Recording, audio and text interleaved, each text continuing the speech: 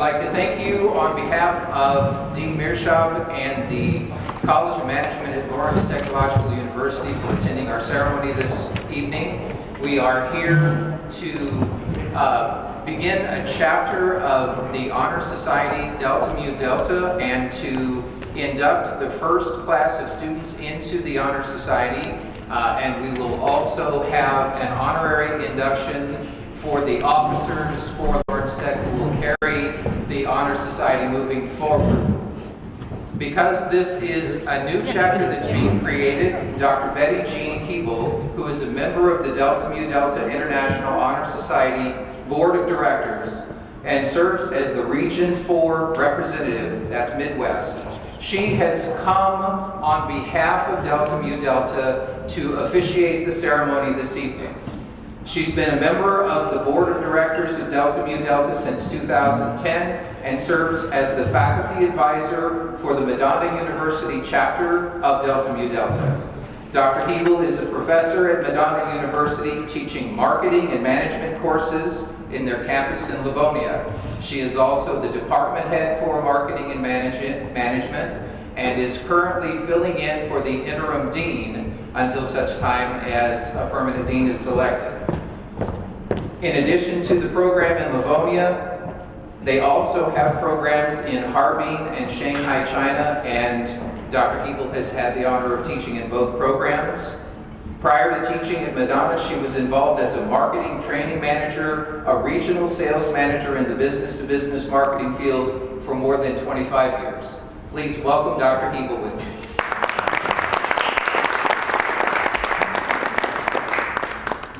Thank you very much. He's taller than I. Good afternoon. Afternoon. Hello. Everybody has a seat? Okay, we're ready to go. Ladies and gentlemen, I bring you greetings from the Delta Mu Delta Society Board of Directors. On their behalf, I extend a warm welcome and best wishes for years to come. We're here today to accomplish two tasks: the installation of a new chapter of the Delta Mu Delta Honor Society and the induction of 4 charter honorary members to this new chapter. The first order of business is the installation of a new chapter of Delta Mu Delta Honor Society. We are an international honor society dedicated to the recognition of students who have distinguished themselves academically and of faculty members and business leaders who have experienced measurable success in their profession. This new chapter is to be known as the new Alpha chapter of Delta Mu Delta Honor Society. Therefore, I address myself to all of you here today associated with Lawrence Technological University. The Delta Mu Delta Honor Society was founded in 1913 by 5 faculty members of New York University, Harvard University, Yale University. Their purpose was to recognize and reward superior scholastic achievement by students of business administration. It was almost entirely a purely local kind of organization for many years thereafter and had many ups and downs, as you can well imagine. By the early 1950s, Delta Mu Delta officers were determined to extend its benefits to a far wider membership. In 1952, the society was incorporated under the nonprofit laws of the Commonwealth of Pennsylvania, and under its charter of incorporation, a national chapter was created consisting of faculty advisors of the chapters. The number of chapters began to grow slowly from a very few to a dozen or so in the next 10 years. In 1963, Delta Mu Delta was admitted to the Association of College Honor Societies. This association is an organization of 65 international honor societies that formed in 1925 to develop and maintain the standards of honor societies and to increase their usefulness. In 1992, Delta Mu Delta formed an affiliation with ACBSP, the Association of Collegiate Business Schools and Programs. Entrance in our society is listed among the membership values on ACBSP's website. The academic standards of Delta Mu Delta reflect achievement of a distinctive order. Our national bylaws permit each chapter to admit into membership students in programs of business administration. The new Alpha chapter at Lawrence Technological University requires that undergraduates must have completed at least half of their work for a baccalaureate degree with an average cumulative GPA of 0.25 above a B or better. Graduate and doctoral students working toward a degree in business must have completed at least half the coursework with a cumulative GPA of at least 0.6 above a B. In addition, as if that weren't enough, both graduate and undergraduate students must be from the top 20% of their respective college class in cumulative GPA. The chapters may initiate honorary members from the academic or business community who exemplify the attainment of superior achievement. With the delivery of your charter to your college officials, you will have the new Alpha chapter of Delta Mu Delta Honor Society. Will Dr. Ann Conkey, on behalf of the Dean of the College of Business, the Business College, please come forward to accept the charter for your chapter.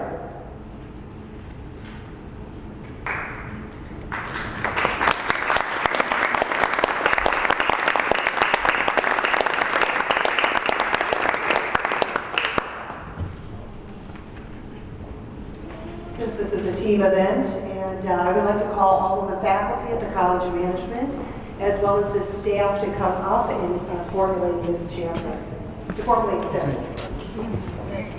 Please come on up.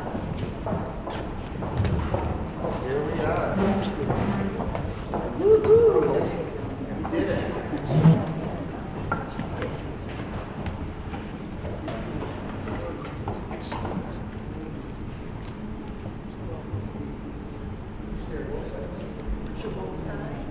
Well, we do need to see him maybe in a couple blows.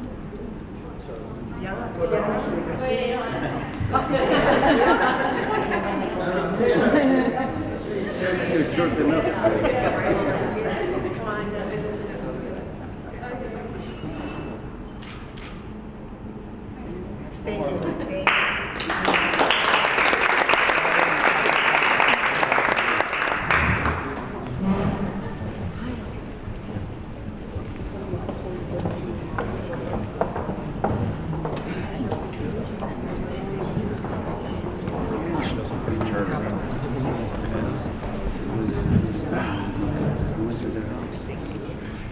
By the power invested in me as the Region 4 representative of Delta Mu Delta Honor Society, I declare the establishment of new Alpha chapter. Congratulations.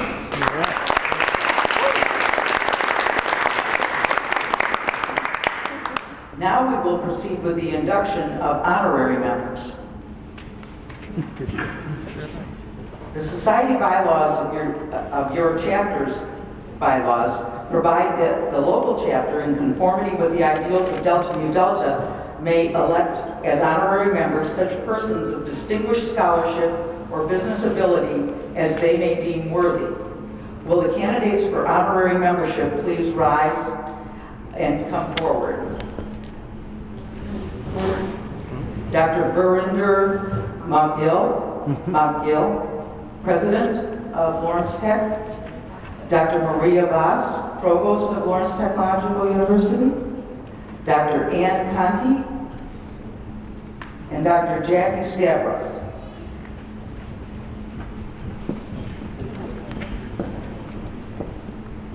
We are indeed honored that you have accepted invitation to membership, and in view of your acceptance, we welcome you as charter honorary members into the new Alpha chapter. An honorary member is entitled to wear the key of Delta Mu Delta and to take part in all chapter activities, but not to vote on chapter business. You have to be a qualified student candidate to be able to vote on chapter business. Any person so chosen shall be of professional standing and someone who will make a definite contribution to the society. Because of your success in your profession and because of your interest in the student body represented here, New Alpha Chapter of Delta Mu Delta feels it is a privilege and a pleasure to welcome you as new Alpha Chapter Charter Honorary members. It is with great pride that we present each of you with a certificate of membership in Delta Mu Delta along with the key to the society. May you display them proudly as we give them to you.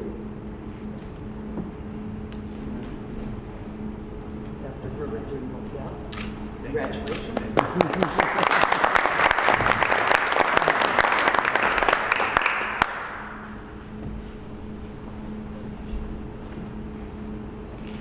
Dr. Maria Voss.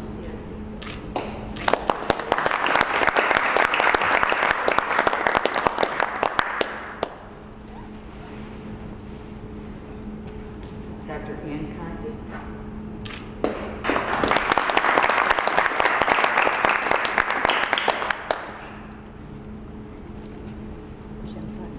Jackie Stavros.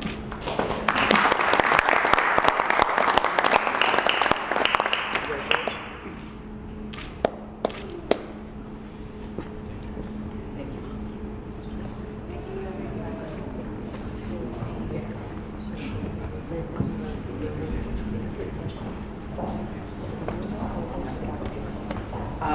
And then, in addition, Dr. Ann Conti will be the chapter co-advisor for the new Alpha chapter and given the Medallion of Leadership.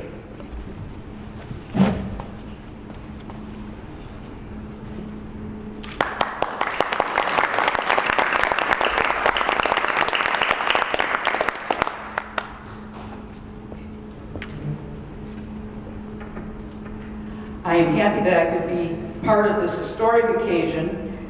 May this be the beginning of a long and mutually rewarding relationship between Delta Mu Delta, Lawrence Technological University, and its new Alpha chapter.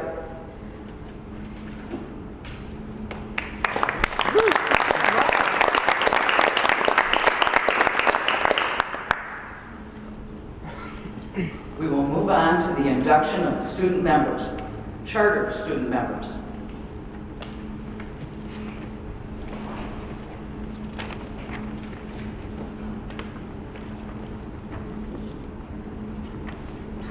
Members of the new Alpha chapter of Delta Mu Delta, we will now proceed with the induction of newly elected members. Please present the student candidates.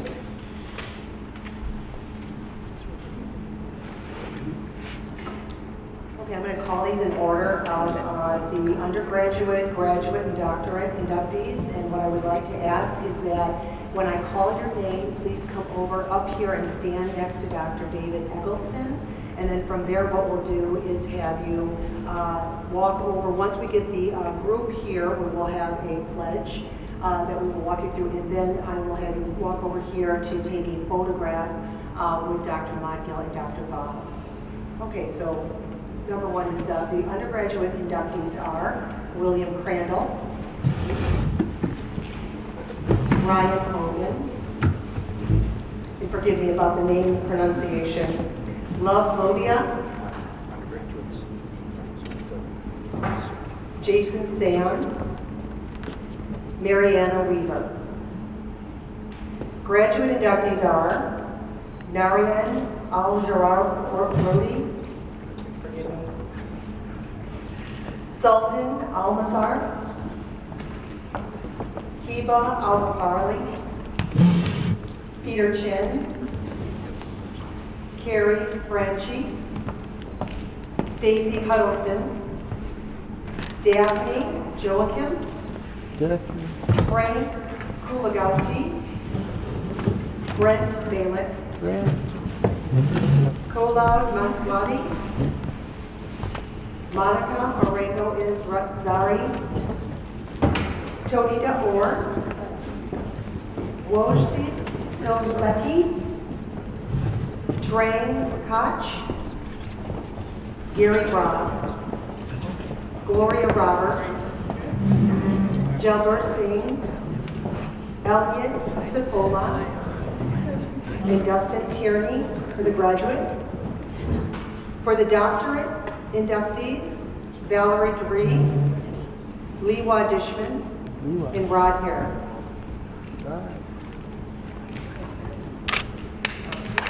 All right.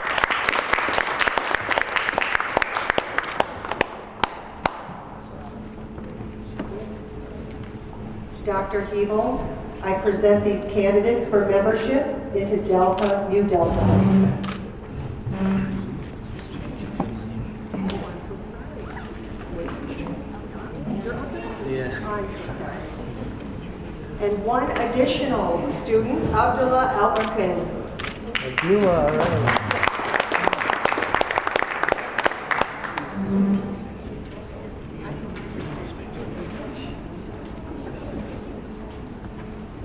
Okay.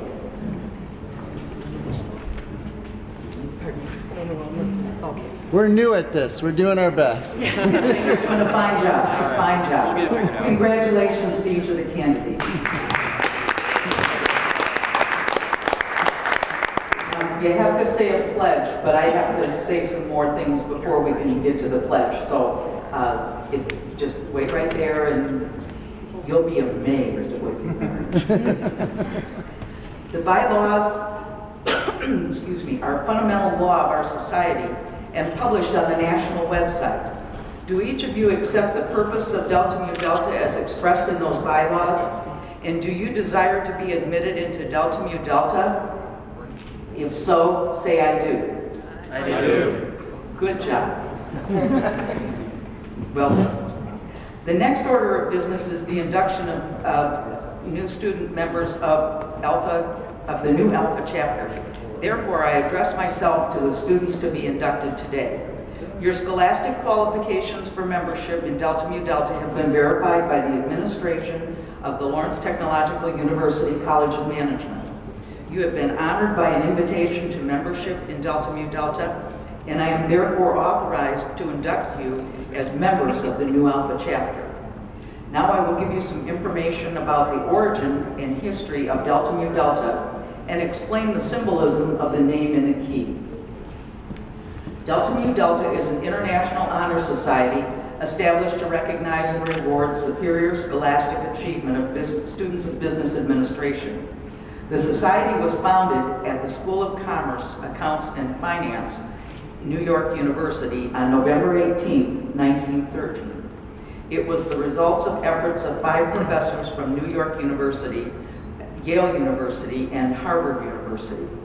These educators believed that recognition should be given to outstanding students of business subjects, and I think you would agree.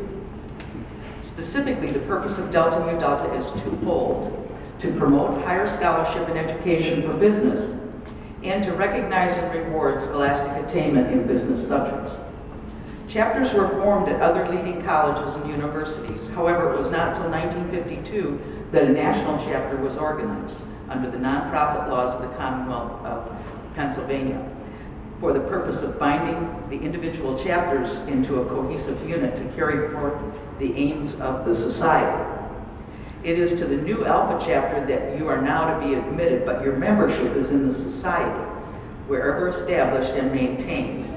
This honor can be obtained in only one way. It cannot be bought, cannot be had as a gift. It must be earned by faithful, earnest toil, by serious application to studies, and persistent application in scholastic work. Your success in college has brought you to this recognition. We expect you as members of Delta Mu Delta to add new luster to your school, your community, your profession, and to the society. The name Delta Mu Delta stands for the Greek phrase dia methosis dynamis, which literally translated signifies through knowledge, power. Not for the power of uncontrolled aggression, but the power to manage for social and economic good. Use the knowledge that you gain in extending the power of right and truth. Knowledge is not selfish or self-seeking. It's not selfish or self-seeking.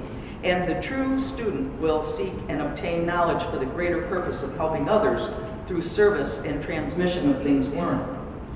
The badge of the society is the key, symbolizing the key which unlocks the treasure house of the universe. It is in the form of the Greek letter delta. On the front of the key appear the Greek letters of the society, and above them is a full-rigged ship with sails set and colors flying, symbolizing the activities of business. not a mercenary vocation, but as a bond which unites and blesses all humankind. The key and certificate are the tangible and visible evidence of the honor which you have attained. They should be of two of your most cherished possessions, ones which you will wear and display proudly.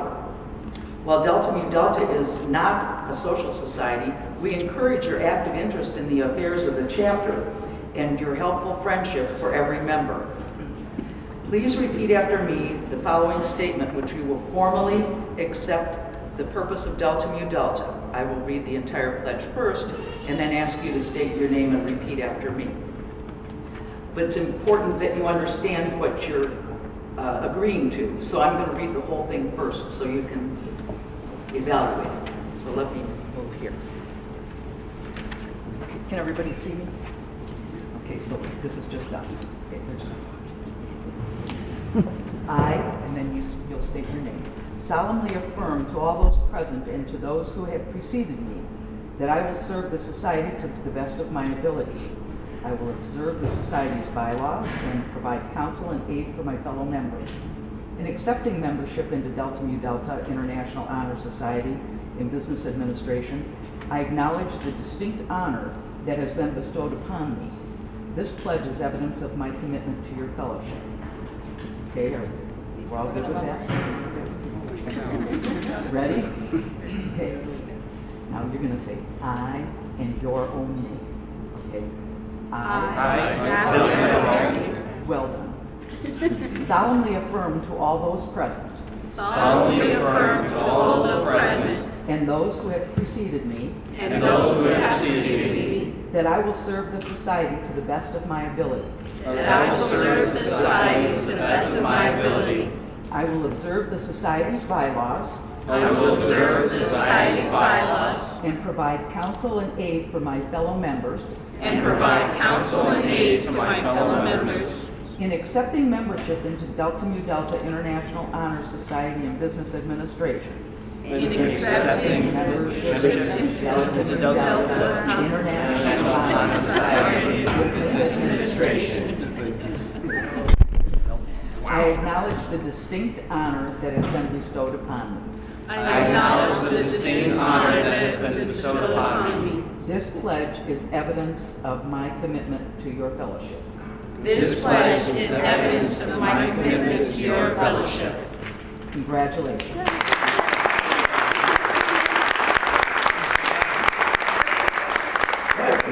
Wow. In recognition of your achievements and your pledge to the purpose of Delta Mu Delta, we will now present to you each the key of the society, the key that provides a tangible symbol of your commitment. And you're going to read the names, okay? And did you want any? I would like Nita to come up here and help. I'd also like Dr. Modgill and Dr. Voss. They will be presenting your certificate to you as well as a photograph.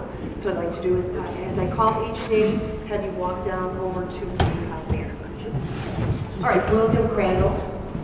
It's a dress rehearsal for their graduation, too. That's right.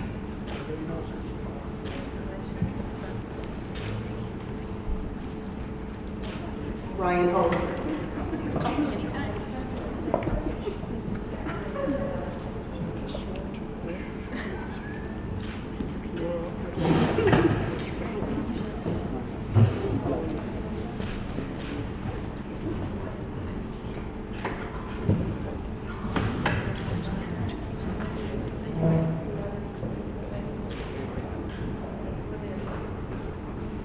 After your photographs, you can be seated.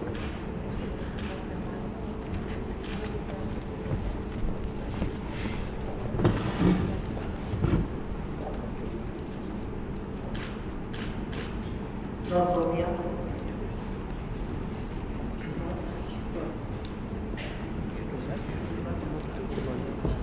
Okay. Jason Sams. Mariana Weaver.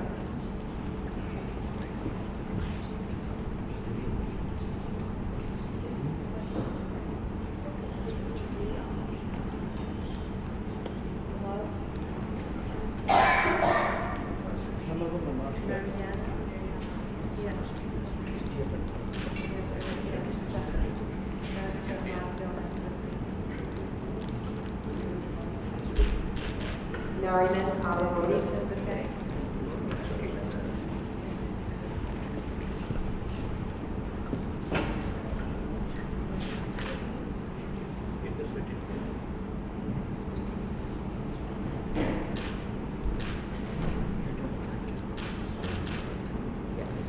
Sultan Al-Azhar. Congratulations.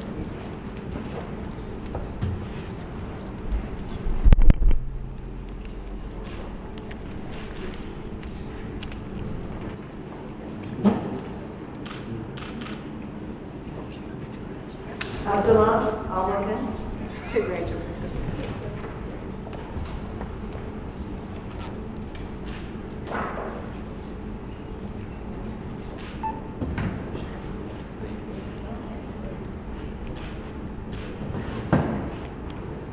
Hiba Al-Rapali. Congratulations.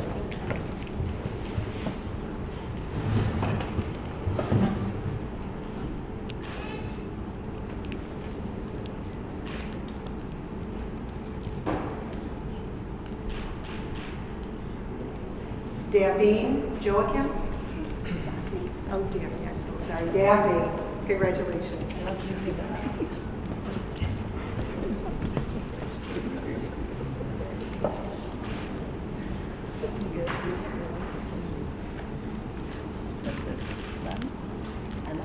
Frank Kulagowski. Congratulations. How are you? Thank you so much.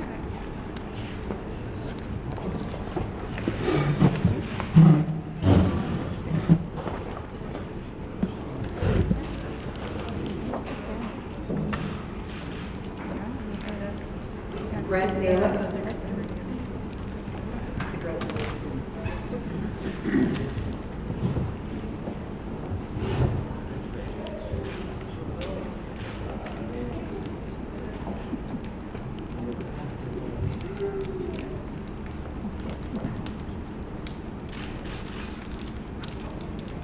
Khalod Baswadi.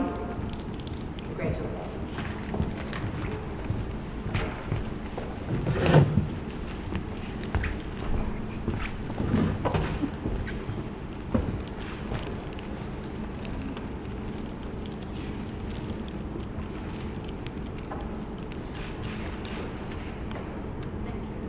Monica Orengo Irizarry. Congratulations.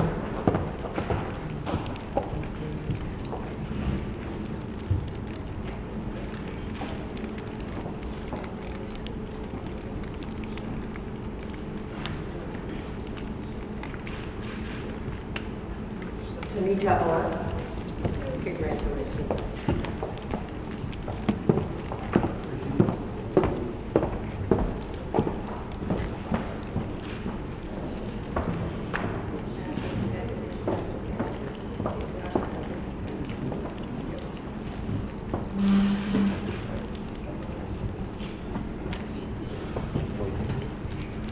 Wojciech Polegi. Congratulations.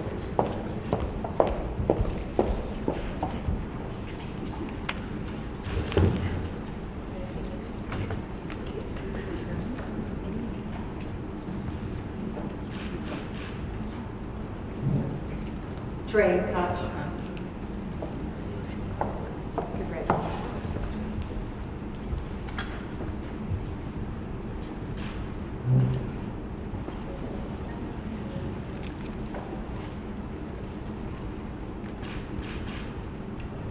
Gary Robb. Congratulations.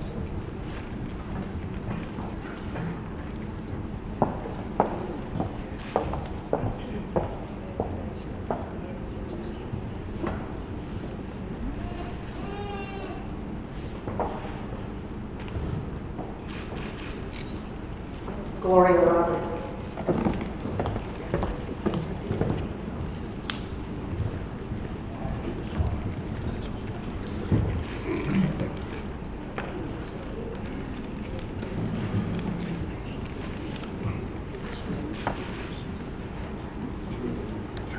Jibber Singh.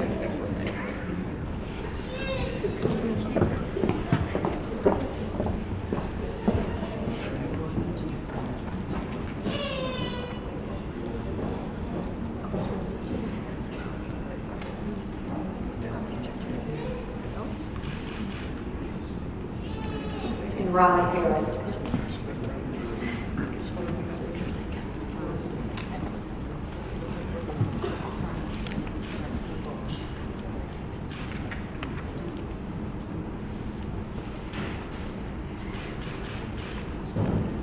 Thank you very, very much. Congratulations.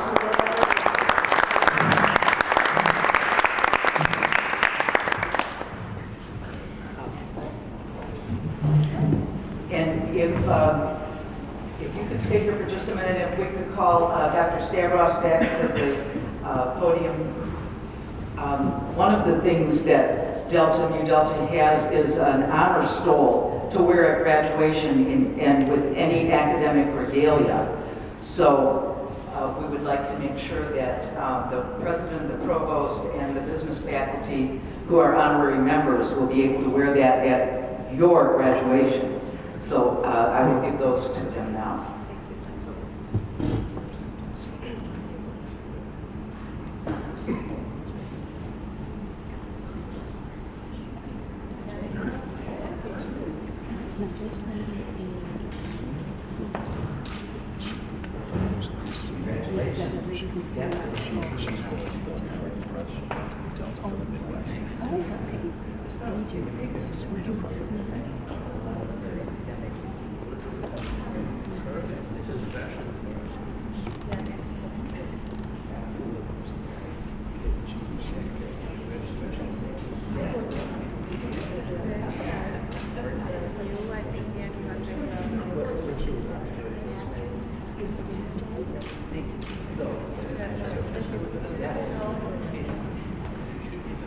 Okay, I can do that.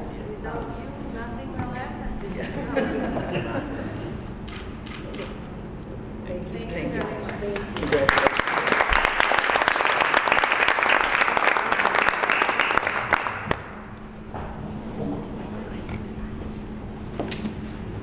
In closing, I have 3 things I would like to tell the students who have just been inducted into one of the most significant business honor societies that we know of. And that is, there is a LinkedIn for Delta Mu Delta members only. And you need to go and get in that or on that as soon as possible, because you're going to be able to network with people who are also of outstanding scholarship and attainment. So this will be a really important thing for you to do, particularly if you're looking at getting work in a different city or a different community. You can network with Delta Mu Delta members in those areas. The next thing I would like to make sure that all of you know and understand, even if you are graduating, Delta Mu Delta gives out $61,000 of scholarship money this year. We will give it at the end of August. And even if you graduated or are graduating now, you may still apply for that. Because you've been inducted prior to June 15th, you are eligible. It's only open to members of the society. So I strongly encourage you to go to the website and check out the scholarship application, because it's all submitted electronically. So go there and do that. And some of the scholarships are for substantial money. We have a few $500 regional awards, but then there's ones for $1,000, $2,000, and $4,000. So make sure you get yourself organized to apply. And then the other thing is the beautiful stole that we gave to the honorary inductees is also available for any students who wish to have one of those. By going to the e-store at Delta Mu Delta's website, there are various honor cords. There's the purple or the lavender and gold one that looks like other honor cords. There's also the stole and various other things that you might be interested in. So go to the website. It's a treasure trove there. So congratulations to all of you, and thank you so much for your hospitality, Lawrence Technological University.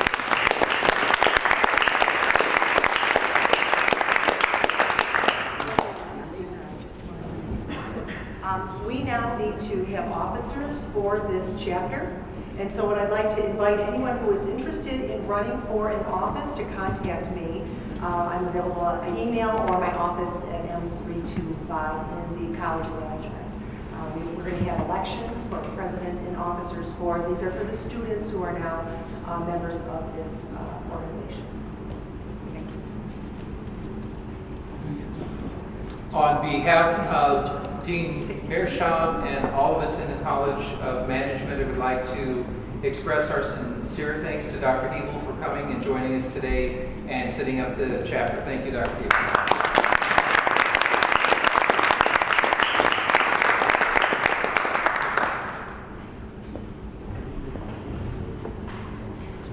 I think in that same spirit, this is the token of our appreciation for your leadership in conducting our new chapter.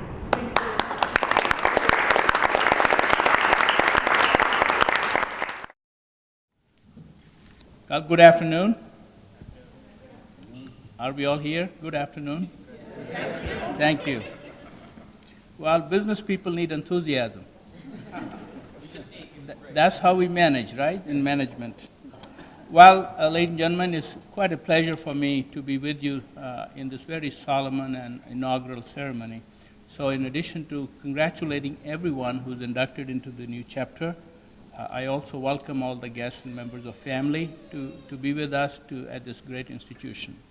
We have many firsts in the world, in the state, as an institution, and this is another first for our campus. I was asked to talk something about College of Management areas of interest and teaching, but also because this chapter that we open today is very global, internationally oriented by its mission. So I thought I'll talk about some ideas and observations that are related to international issues, which I believe a College of Management or College of Business Administration could consider discussing, and I believe they already are, because my personal discipline of education is very different than business. But obviously we are in the business of education, and therefore I have some relevance to the topic. So we selected a topic which is on your table in the brochure, Managing Institutions in Global Society. So let's begin. I love history. The concept of a university first originated before Christ, I think 3,000 to 4,000 years ago. The first formal university in the world was Takshila. It was in India, ancient India, and it had students from many countries, the Middle East, Syria, Iran, and many other countries. I'm not sure about Europe, but many, many countries. And the data shows that they had over several thousand students who came every year on camels, by foot, or whatever conveyance they had to obtain education. And these people who were educated, they were diplomats. Eventually, when they return to their native countries, they become diplomats or counselor of the kings or the rulers. So education had great impact. And this education has had an element of what we today call globalization or international awareness. Because when they were together in a group at a university structure, they were talking to each other from different countries, understanding their language, their culture, whether they rubbed nose with each other or shook hands, but they understood each other. And that was the onset of globalization in many ways. That with rulers, invaders, a lot of things got lost. Some translation was misplaced. Many innovation and entrepreneurship activities were misled because of the language issues. For example, some of the ancient literature was in Sanskrit, but the European languages that invaded India many years ago, they didn't know any Sanskrit, so they translated a lot of this literature into English. And all those volumes were lost, or they are in some museum in Europe. So internationalization of education is not a new concept, but it was never more important than today. Because the world we live in today, we need greater understanding of international issues than ever before. Whether it is a political challenge, economic challenge, or terrorism, I think we need a better understanding of people who are we friends with or we are afraid of, both ways. Take an example. The economy in China, the largest other than America, economic power now, the second world power in economics or treasury. If their markets go down, the entire world market goes down. They go up every other. It's not America anymore. It's China, India, Brazil, Russia.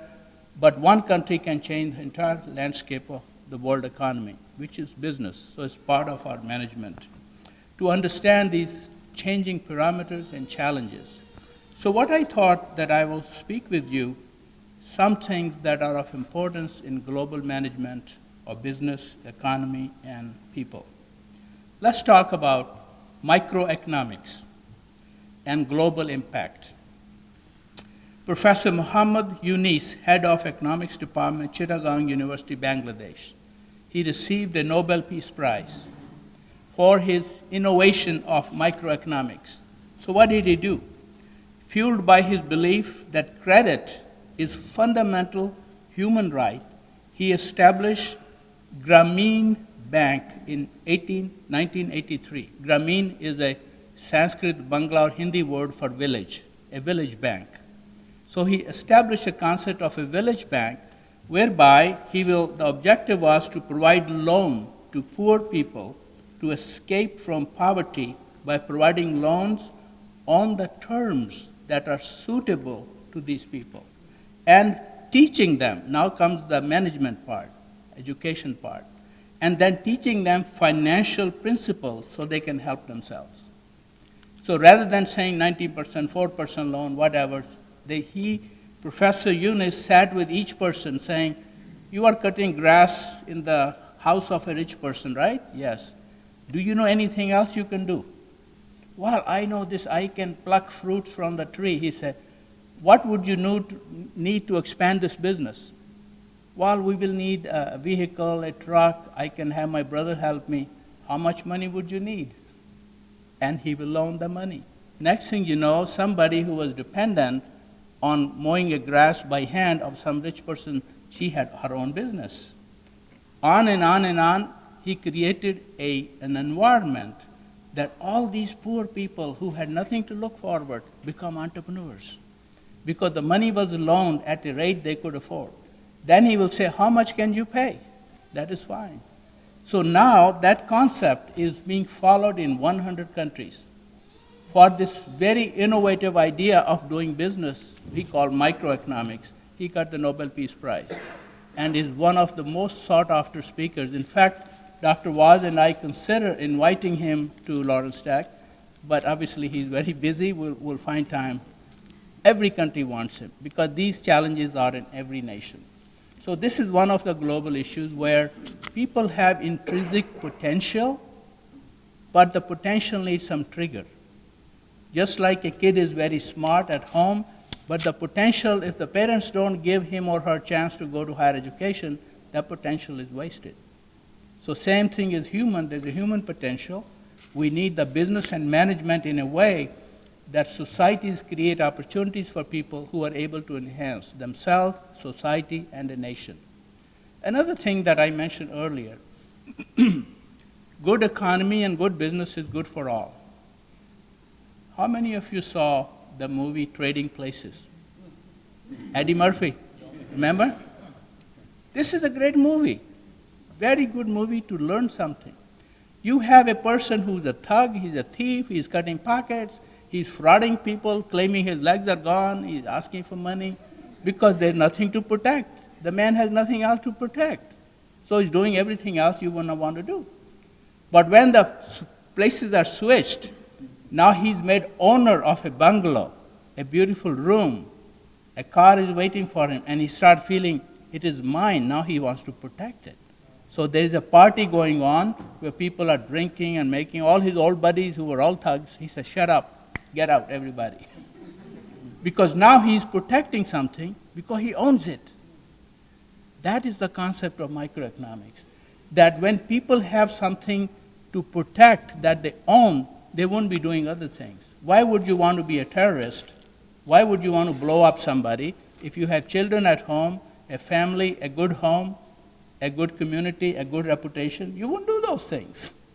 When you have nothing to lose, what do you lose by blowing up people? Right? That is the concept. So there is microeconomics, there is a globalization, there is a management of people in a global way. The innovation and global impact. Now we have Apple iPhone. There was Boeing 477. When Boeing 477 came first time, I was a graduate student in late 60s, early 70s. And it came to Delhi airport. One, do you believe that people came from 400 or 500 miles by trains just to see the plane? The newspaper had a full-page ad that there is a new plane coming, 477. It is 5-story tall, this and that. There were a lot of pictures. People had never seen something like that. But that is Boeing, that is Apple. These are innovations that change the world for better in economy, in travel, in communication. But not all companies have ability to do so. So hundreds of companies which have innovators, college graduates, MBAs, entrepreneurs, they hope, they are searching for always something that can click and make a big deal. Consider University of Florida. Gatorade, you remember? It took one invention, one good deal. The Gatorade is bringing over $300 million a year to the university in royalties. So all our students here, come up with a Gatorade. We won't have to raise tuition at all. So, but those are things that are spikes in the system. They don't happen every day. They don't happen with everyone. So what is the chance of businesses, small communities, how do they prosper in these times? Well, they can do incremental increases. They can do gradual increases in their businesses, in their entrepreneurship, in their innovation. They can hire new minds, change the minds in workforce, so they can improve the products that are desired by people who want them. And during the course of that, you will see someone will hit big, and the company will have its time. Consider those of you who are students or of nature or evolution. I'm a biologist by training. Obviously, I moved into biomedical, cancer biology, but my basic discipline was biology. And in biology, learning and evolution, whether you believe it or not, that's not the issue.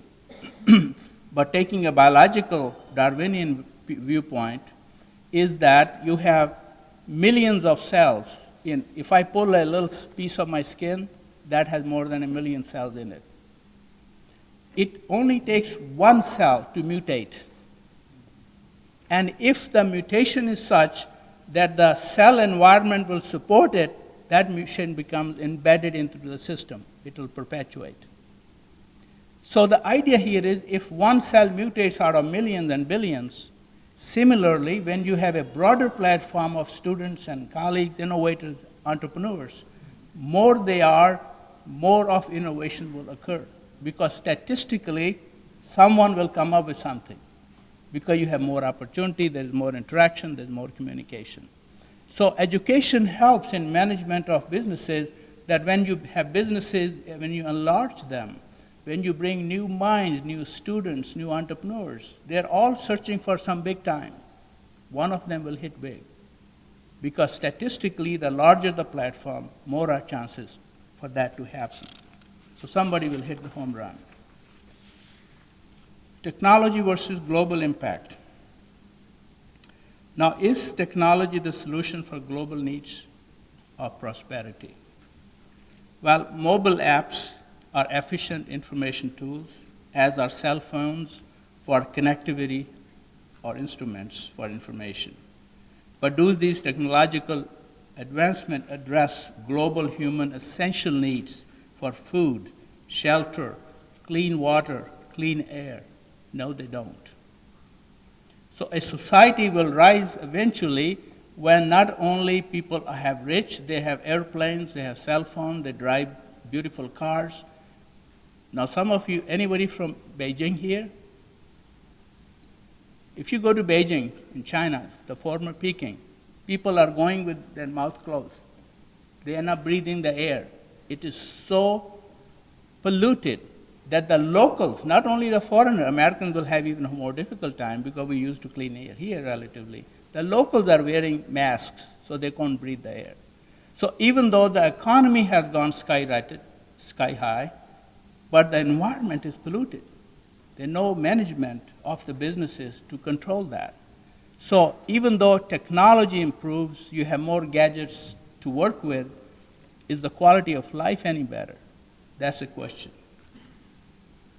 Now, will our BBA or MBA students go to Africa, Asia, or soul-searching experiences?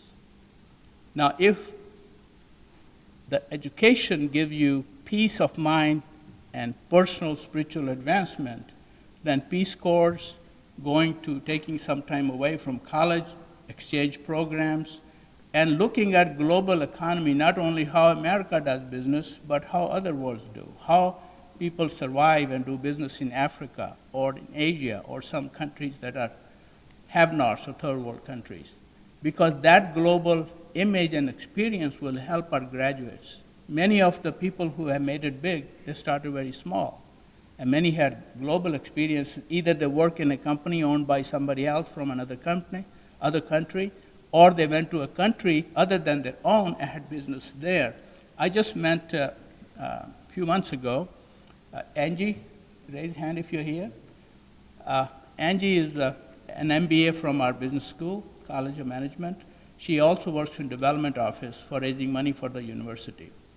And by her ingenuity, she found an alum in Germany who's a CEO and chairman of the board of the company. Kion, K-I-O-N, is one of the largest companies in Germany. He's a student of this university. And we learned that his time here was the most productive for him. But when he goes to Germany, now he is in Germany, he's from Farmington Hill, I think, right from here, born and raised here. So one of you could be going to another country because of your expertise and needs. You could be CEO of a company that is located outside the United States. So you need that global experience. So how do you become a CEO of a German company when you're born and raised in America, football, Pistons, or Lions, or whatever you like, and then you're sitting in Germany? How do you make adjustment? How are you accepted by these people? And how you rally your whole group behind you as a leader to advance the company? That's where you need international experience. That's what you need, global experience. The language, the culture, the mannerism, the work ethics. Only then you succeed. If he was playing America sitting there drinking beer every day, not the Germans don't. But we want to go to Saturday to a ball game, Sunday we have another. An American way is different. And let the workers do work for you. And there is I don't want to offend any doctor who's in the audience. If you are a chief surgeon, you're playing golf in Florida, and the little interns are working for you, and every time interns touch you, your students or the new medical student touch a patient, a portion goes to the surgeon who is playing golf in Florida, at least in many cases. That's some American way. But the point is that international education, globalization, is very important that you understand the culture and the mannerism and the etiquettes and the working discipline of a foreign company. By exchanges, visiting, spending a month or two visiting, I think that's what globalization is. So you can be successful in global economy. Let's talk about India and USA cost versus impact. I picked these particular issues because I thought they were relevant to my thinking. AIDS, the disease, the AIDS, leprosy, tuberculosis, malaria epidemics, these are things that Bill Gates is addressing now. He's putting a lot of money in Africa. In fact, he decided he's going to immunize the entire continent of Africa. I have been to at least 2 lectures by Bill Gates like we are talking about, listening to him from close quarters, in which he gives you data how many million children are living today because of that immunization. Many kids were dying before they were reaching age of 5 because there was no immunization, there's high degree of infections. So by his good work, he was able to immunize one country after another in African continent. Many kids are now living because of that. That's a great thing. Another thing, Bill Clinton, also working with Bill Gates, they're trying to address the issue of people with AIDS, from a business point of view. Now, if you take an American company that made the drugs to combat, for example, you know Magic Johnson has AIDS, remember? But he's living well, he's playing, he's doing a lot of good business, he looks like he's in very good health because his condition is controlled, it's managed. It is managed because he can afford it. The enzymes, which are called proteolytic enzymes, these are enzymes, it's a cocktail of enzymes. We all have different enzymes in our body, but these are selective enzymes in a cocktail like a drug, which break down those proteins that promote AIDS. So it's called proteolytic cocktail of enzymes. Very expensive. Average person cannot afford it. So Bill Clinton, President Clinton, goes to India. That's where I'm saying US and India. And he goes to a drug company and tells them, can you manufacture this drug? These kids are American educated. Yeah, we can. So what costs $20 or $100 here, they do it with 50 cents. So Bill Clinton gave them a 10-year contract to produce as much as they can. He'll buy all of it. So he's buying tons of these drugs, taking to Africa, and giving to all these people who have AIDS. He could not afford it if he had to be an American drug because they'll cost very much. So this is another globalization, business, international issue. How our business graduates from MBA, BBA, when they become leaders, they're executives or CEOs, sometime they will be at a point that their leadership actually can save lives and have impact, and still they make money. Now, something close to education. Business education, advancement, and global impact. Now, according to Wall Street Journal, the success of chief executives or CEOs of companies such as PepsiCo, Indra Nooyi, a lady born and raised in India, educated in India. Deutsche Bank's CEO, Anush Jain, born and raised in India, educated in India, CEO of the bank.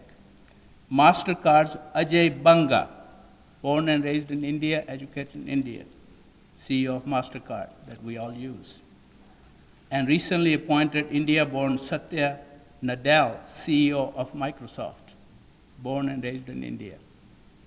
Now, the question is, why are these people so successful from a country that had nothing to show 40 years ago? And why is that you don't see the mighty Chinese leaders being an appointed CEO of American companies? It is not that they are less intellectual. It is not that they know less. They are very smart people. In fact, they one-to-one, they're probably equal, one better than the other, and vice versa. But you don't see many Chinese appointed at these high positions in America.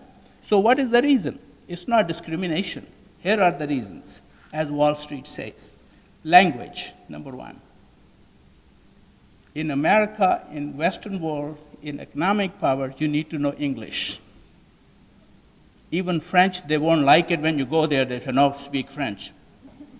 But when they talk to each other, they talk in English. But in your presence, they want you to speak French. Familiarity with Western culture.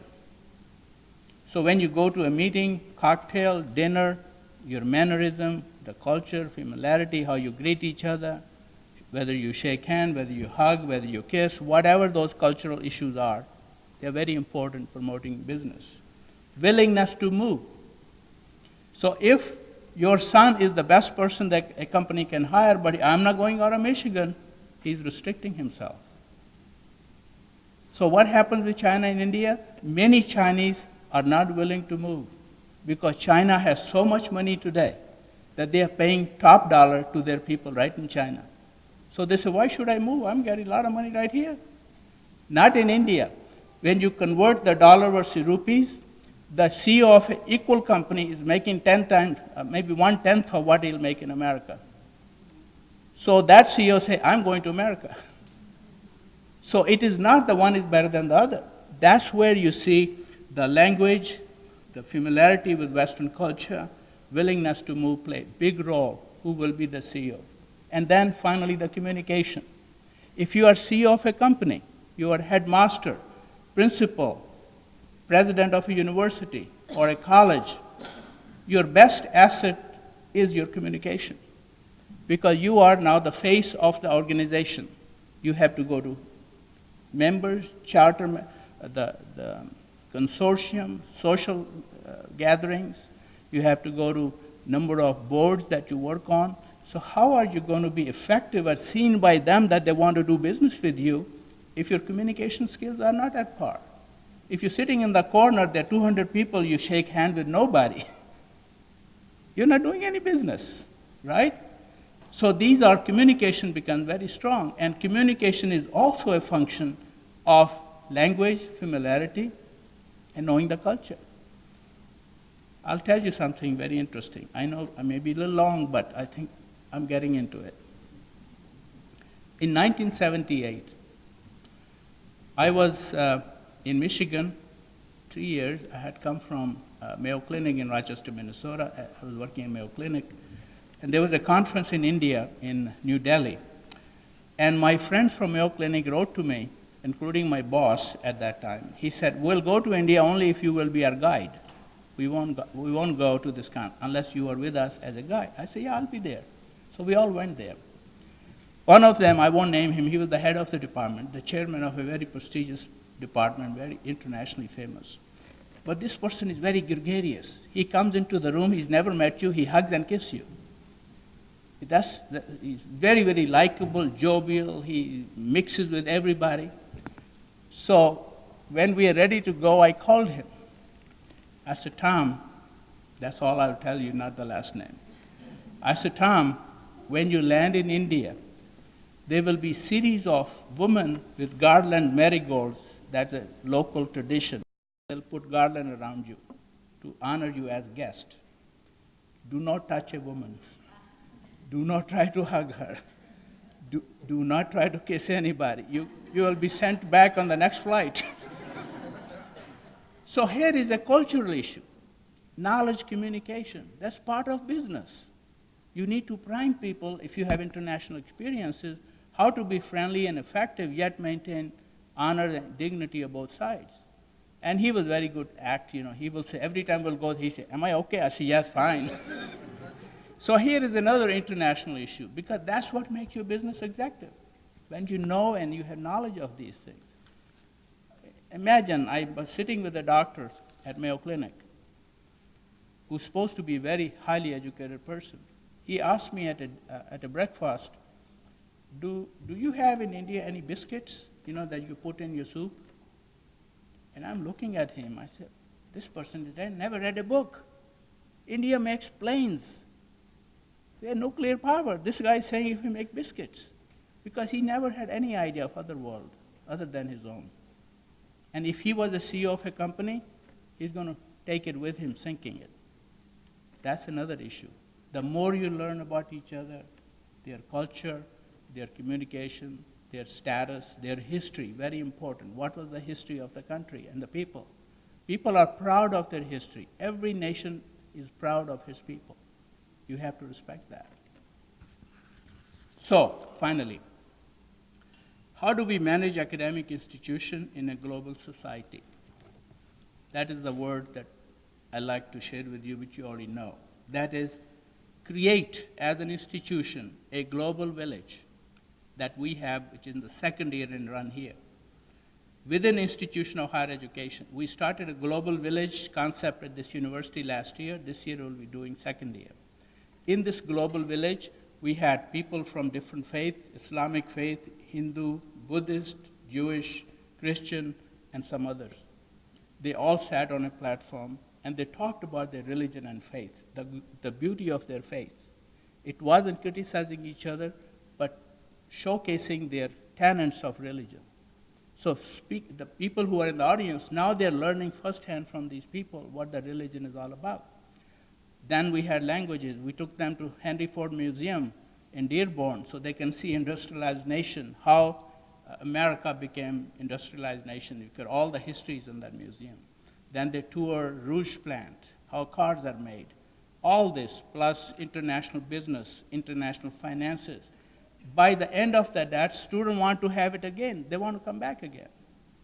Because you need a graduate today that has global education, and we are doing this at Lawrence Tech.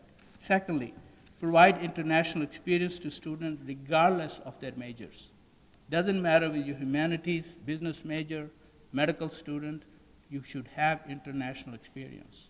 If your school or college doesn't have it, go on your own. Spend some time in another country. Not just visiting from airport to airport, spending time, living there for a short time. Third, promote additional languages. Don't restrict yourself to your own language. Learn another, if possible, 2 languages other than your own. It will be only helping you. It should be part of the curriculum. Finally, provide social environments for U.S. and international students to know and work together and seek cross-cultural fellowship and awareness. Promote gender, ethnic, and cultural diversity on campuses. Very important. I just heard yesterday the president of Wayne State University was inaugurated, the 12th president, Dr. Wilson. The keynote address was given by one of the most eminent presidents. He's the president of University of California, Irvine, who will be now the president of Ohio State University, one of the nation's premier universities. He's an African American. And if you hear him, he's Shakespearean English. You could be in awe of him, how good he was. And it's very important that we don't judge people by the labels and have diversity in its real sense. Then provide liberal arts education to all students prior to their selection of majors. Don't hate history, English, psychology. These are very important subjects before you become a business person, engineer, architect. Liberal arts education is fundamentally important because it makes you a different human being. Then you select your major. I think these are the foundation of university education, and the word that befits university is universal. The education should be universal.